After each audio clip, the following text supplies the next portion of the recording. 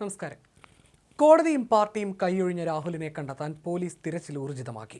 സ്ത്രീപീഡന കേസിൽ തിരുവനന്തപുരം ജില്ലാ സെഷൻസ് കോടതി മുൻകൂർ ജാമ്യാപേക്ഷ തള്ളിയതോടെ രാഹുലിന്റെ മുന്നിൽ പ്രതിരോധത്തിനുള്ള എല്ലാ വഴികളും അടഞ്ഞു.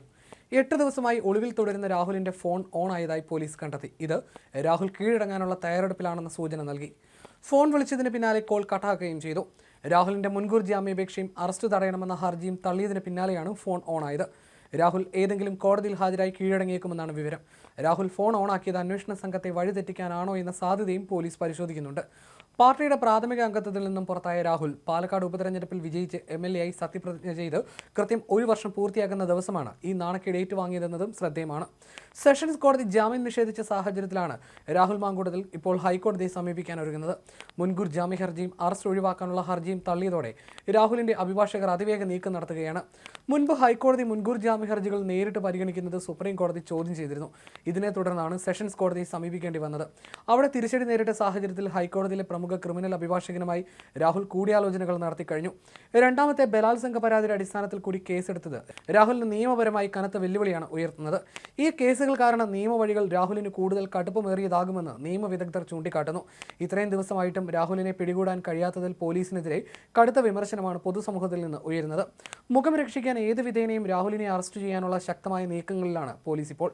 കോടതി വിധി വന്നതിന് പിന്നാലെ രാഹുൽ ബംഗളൂരുവിലേക്ക് കടന്നുവെന്ന നിഗമനത്തിൽ പ്രത്യേക പോലീസ് സംഘം അവിടെ വ്യാപകമായ തിരച്ചിൽ നടന്നുണ്ട്.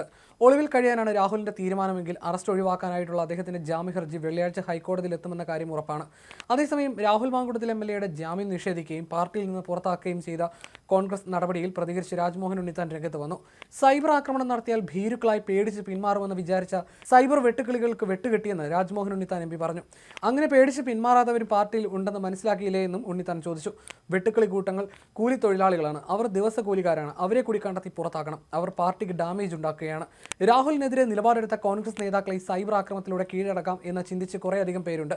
ഇത്തരം ആളുകളെ കോൺഗ്രസിൽ വെച്ച് പുറപ്പിച്ചാൽ പാർട്ടിയെ ഹൈജാക്ക് ചെയ്യും. അത്തരം ആളുകളെ കോൺഗ്രസ് നിലയ്ക്ക് നിർത്തണം. ഇനി ഒരു കോൺഗ്രസ് നേതാവിന് കോൺഗ്രസിനകത്ത് നിന്ന് സൈബർ അറ്റാക്ക് ഉണ്ടാകരുത്. രാഹുലിനെ പുറത്താക്കാൻ നേരത്തെ തന്നെ പാർട്ടി തീരുമാനമെടുത്തിരുന്നു. എടുത്ത തീരുമാനത്തിന് കൂട്ടായ ആലോചനയ്ക്ക് വേണ്ടിയാണ് 1 ദിവസം വൈകിയതെന്നും രാജ്മോഹൻ ഉണ്ണിത്താൻ പറഞ്ഞു. ലൈംഗിക പീഡന കേസിൽ മുൻകൂർ ജാമ്യാപേക്ഷ തള്ളിയതിന് പിന്നാലെയാണ് രാഹുൽ മാങ്കൂട്ടത്തിനെ കോൺഗ്രസിൽ നിന്ന് പുറത്താക്കിയത്. പ്രാഥമിക അംഗത്തിൽ നിന്നാണ് രാഹുലിനെ പുറത്താക്കിയത്. ഇത് സംബന്ധിച്ച് KPCC അധ്യക്ഷൻ സണ്ണി ജോസഫ് വാർത്താക്കുറിപ്പ് പുറത്തിറക്കി. AICCയുടെ അനുമതിയോടെയാണ് നടപടി. MLA സ്ഥാനം സ്വയം ഒഴിയുന്നതാണ് ഉചിതമെന്നും KPCC അധ്യക്ഷൻ അറിയിച്ചു. അറസ്റ്റ് തടയണമെന്ന രാഹുലിന്റെ ആവശ്യം കോടതി തള്ളുകയായിരുന്നു. അതിനാൽ ഏത് നിമിഷവും രാഹുലിനെ അറസ്റ്റ് ചെയ്യാൻ സാധ്യതയുണ്ട്. രാഹുലിനെ പുറത്താക്കിയത് മുതിർന്ന കോൺഗ്രസ് നേതാക്കളുമായി ആലോചിച്ച് തീരുമാനിച്ചാണ്. എല്ലാ സന്ദർഭങ്ങളിലും മാതൃകാപരമായ തീരുമാനങ്ങളാണ് കോൺഗ്രസ് പാർട്ടി എടുക്കാറുള്ളത്. AICCയുടെ അനുമതിക്കായി കാത്തിരിക്കുകയായിരുന്നുവെന്നും സണ്ണി ജോസഫ് പ്രതികരിച്ചു.